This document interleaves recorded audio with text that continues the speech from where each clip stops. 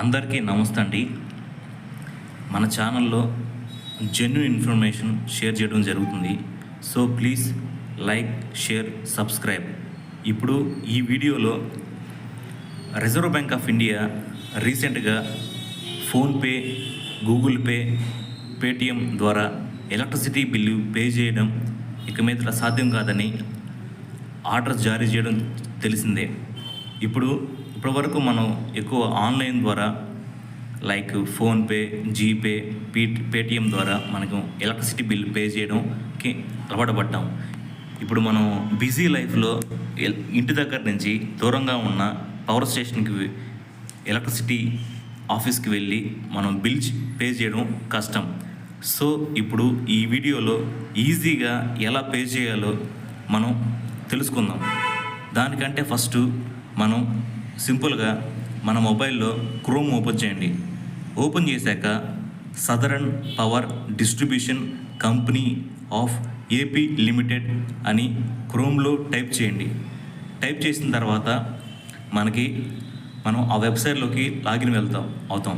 అక్కడ లాగిన్ మీద క్లిక్ చేయగానే అక్కడ మనకి బిల్ పేమెంట్ అని చూపిస్తుంది. బిల్ పే అని.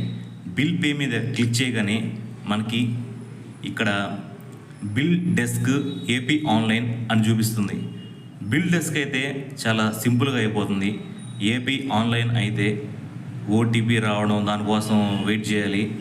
నేను ట్రై చేసేటప్పుడు ఓటీపీ కోసం చాలాసేపు వెయిట్ చేశాను, కానీ ఓటీపీ రాలేదు. కాబట్టి సింపుల్గా ఇక్కడున్న బిల్ డెస్క్ అయితే మంచిదని, చాలా త్వరగా అయిపోతుందని నా ఉద్దేశం. నేను ఏపీ ఆన్లైన్ని చాలాసేపు ఓటీపీ కోసం వెయిట్ చేశాను, అయినా రాలేదు. సో మీరు బిల్ డెస్క్ మీద క్లిక్ చేయండి.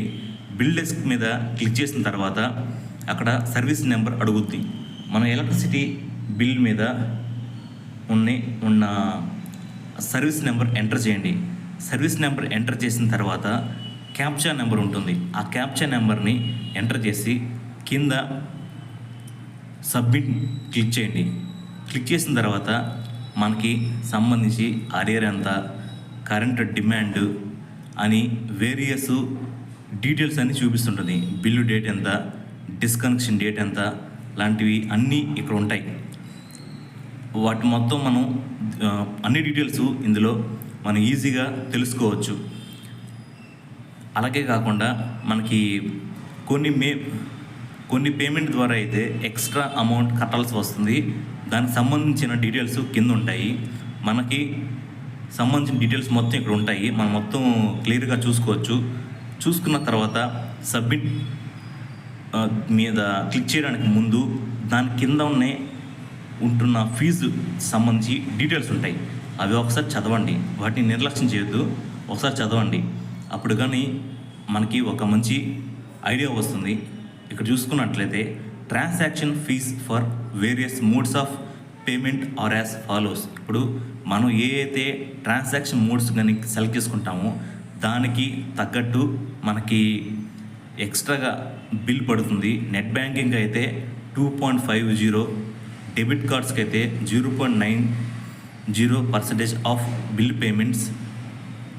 అలా వేరియస్ ఉన్నాయి ఇక్కడ, అవి మనం చదువుకోవచ్చు. అదే యూపీఐ ద్వారా అయితే నిల్ ఉందండి. ఈ విధంగా మనం బిల్ పేమెంట్ చేయొచ్చు.